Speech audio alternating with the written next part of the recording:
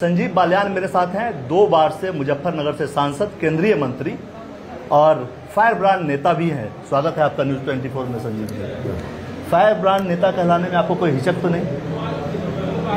मुझे ये नहीं पता होता क्या है, तो हिचक कैसी होगी और वो क्या होगा। लगातार आप चुनाव प्रचार कर रहे हैं, सुबह से मैं भी आपके साथ कई जगह गया, फिर योगी जी की सभा में भी गए। क्या मूड लगता है? आपका मूड तो ठीक लग रहा है, जनता का मूड क्या लगता है?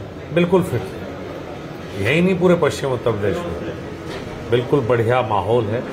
पूरा पश्चिम उत्तर प्रदेश हम जीते हैं और पश्चिम की हवा चलती है, जब पछुआ हवा हमारे यहाँ कहते हैं जब चले तो खेती के लिए बहुत बढ़िया हो, तो जब पूरब तक जाएगी आंधी बढ़ जाएगी।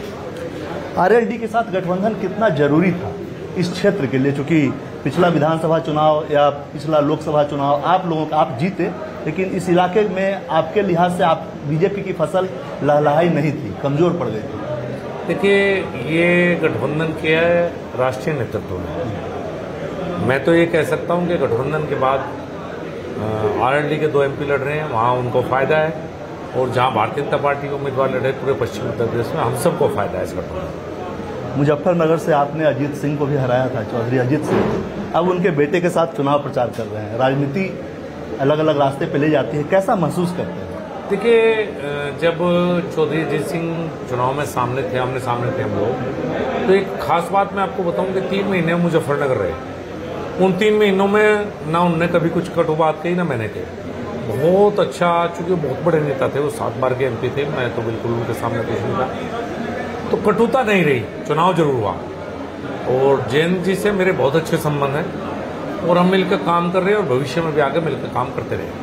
चौधरी चरण सिंह जी को भारत रत्न मिला, प्रधानमंत्री मोदी ने ऐलान किया, उसके बाद आपका गठबंधन हुआ। विपक्ष ने आरोप ये लगाया कि आप लोगों ने भारत रत्न को भी गिरवी रख दिया चुनावी लाभ लेने के लिए। क्या कहेंगे आप? या तो विपक्ष ये बताए कि क्या चौधरी चरण सिंह भारत रत्न लायक थे या नहीं थे। देश के सबसे बड़े किसान नेता, उनको तो बहुत पहले भारत रत्न मिलना चाहिए था। वो कांग्रेस में रहे शुरुआती दौर में, उसके बाद उन्होंने अपनी पार्टी बनाई, इतनी देर हुई उनको भारत रत्न मिलने में, बहुत पहले मिल जाना चाहिए था। और इतनी हिम्मत और औकात विपक्ष की नहीं है जो ये कह सके कि गलत दिया। अब टाइमिंग को लेकर सवाल उठाएंगे, इसका कोई अर्थ नहीं।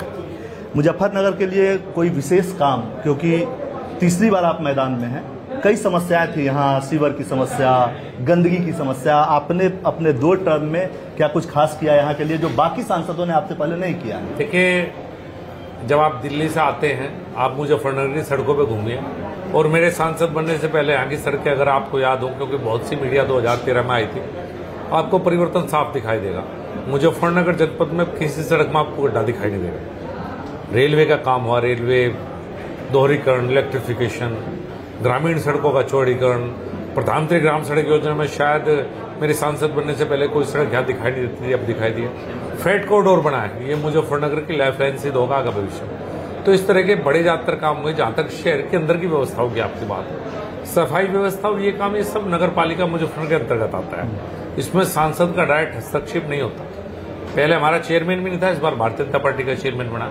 चुनाव के बाद प्रयास किया जाएगा कि शहर की सफाई व्यवस्था में जितना भी संभव होगा मैं विशेष ध्यान दूंगा।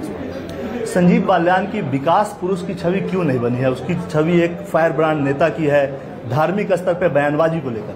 मैंने पिछले 5 साल में कोई भी आप मेरा धार्मिक बयान नहीं उठा पाएंगे। हिंदू मुसलमान, ये सिर्फ 2000 दंगा था जिसमें 2013 के दंगों के बाद हुआ, वो पानी बहुत बह चुका है। अब ना मुजफ्फरनगर में दंगे की बात होती, ना किसी बात की। मुजफ्फरनगर में मोदी सरकार के केयर डेवलपमेंट की बात होती है। यहाँ आपस में प्यार, मोहब्बत और भाईचारा 10 साल से कोई जातीय और धार्मिक तनाव मुजफ्फरनगर में नहीं हुआ है, और मेरा सबसे प्यार और भाईचारा है।